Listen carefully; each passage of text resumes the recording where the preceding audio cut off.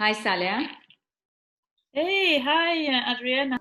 Very nice having you here, and I can't wait to hear the story you would like to share. But please introduce yourself first. Right, so my name is Salia, Salia Samai Ciao.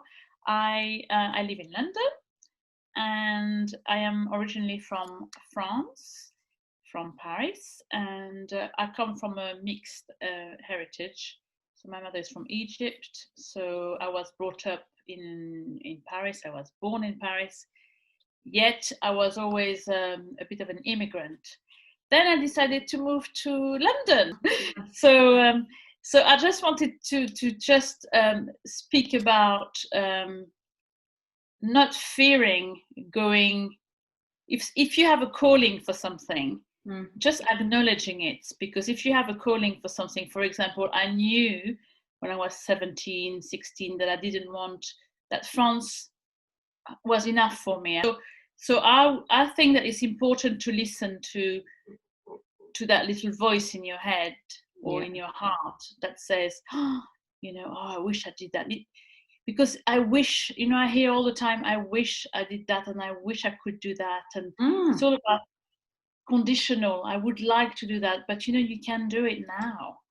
But it doesn't have to, it's not going to be always a success, but you will learn to make it a success if you want it to be a success. Yeah. And when I say success, I don't mean so much material success. So I just mean sort of self-success, self sort of, oh, I've listened to myself and I went to do it. I went and I've gone, and it was hard and it is still hard, but I'm loving it because through that pain or through that hardship, I'm learning so much. And for example, I met you in London. So that was an absolute amazing that you came to me because I'm a language coach, and you were very, very fond of French, and you wanted to come and be coached in French, and of course I wanted to help you. And it's interesting because it's a long time ago, isn't it, Adriana, when you came to me? Exactly 12 years ago, isn't it? My God, 12 years ago. So 12 years ago you came, and I remember you very, very, very, very well. You always came walking across Regent's Park because we lived in Marylebone. True. And you always walked.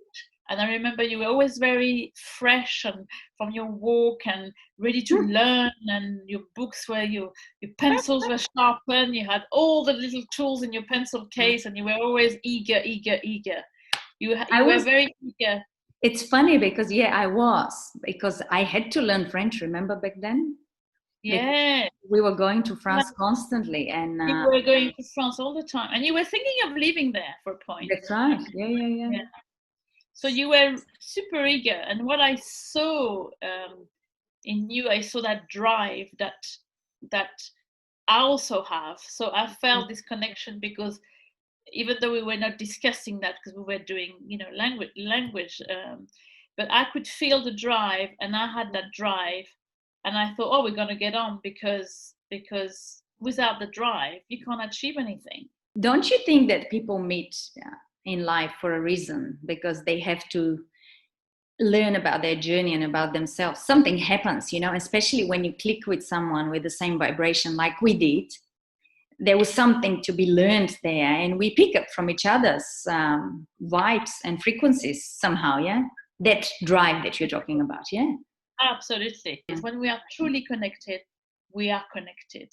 Don't you think that this is what in a way is lacking in the new generation, because they're constantly on social media or constantly going from one to another activity, and actually that interaction, the human interaction, is missing quite a lot, and their memories for connection will be completely different from our experience that we have, and we kind of have skills in that area where they are lacking those skills. Completely. I mean, I work a lot with young people, and I have done for many, many years, and they fascinate me because they are exactly how we were, except that they don't have this instinctive thing. They haven't developed their intuition. They haven't developed because everything is there on a laptop or on a social media, and also on social media you see people, the grass is greener, as they said, you know, they're prettier or they're slimmer or they're this. So it's you forget a little bit about yourself, and you're looking too much at others, where we had to look at ourselves first, and then only then you could go to others. And I think for them it will be pretty hard. I think that it will go round again. It will go round again, you know, because when I see young adults, you know, I'm talking about 20, 25 years old, I'm really impressed sometimes, because they're very caring about the older generation as well. And so that really pleases me when I see that, because you are given some tools, but then it's up to you to do what you want to do with them. So you could decide, well, actually, I don't want to be on the social media. I want to ask my mom or my auntie or my friend how to do this. So I don't have to look in a computer on Google to see how to make this apple tart. Why don't I ask my old auntie? She's good at making pastry. Let's have a discussion. So it's all about discussion, because nowadays people don't have time to talk. It's like they listen to the conversation with one ear and they're doing something else.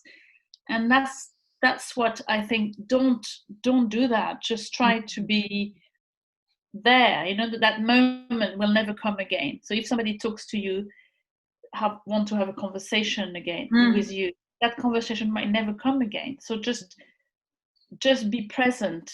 You know, be present. That's what I would want to say. Try to be present, and it's very hard even for us adults, but try to be present and to be to have an input in to have an opinion. Have your own opinion, never mind social media. Just think for yourself, because you are what you are, you know, and you have to know who you are in order to move on, you know. So this is what you want to pass to all those children, basically. Tell them, just do what you do, but when you interact with somebody, just be present and be part of that conversation, because something comes of it. And don't stop interacting. You had a very long experience with teaching, Like very long, yeah. And I still do, and I really enjoy it, because I teach all different age group, adults, children, very young children, you know, teenagers. So it's been that has taught me a lot. And I think everything that I've learned in life, Adriana, I think people have taught me everything. I don't think I've learned from any books. I think everybody, young and old, I think all my experience, my knowledge has come from people. But you can only achieve that if you listen. Oh, I love what you said, because this is what we've been prone to think through educational system growing up. You have to go and you have to study really hard, learn your lessons, learn your subjects, you know.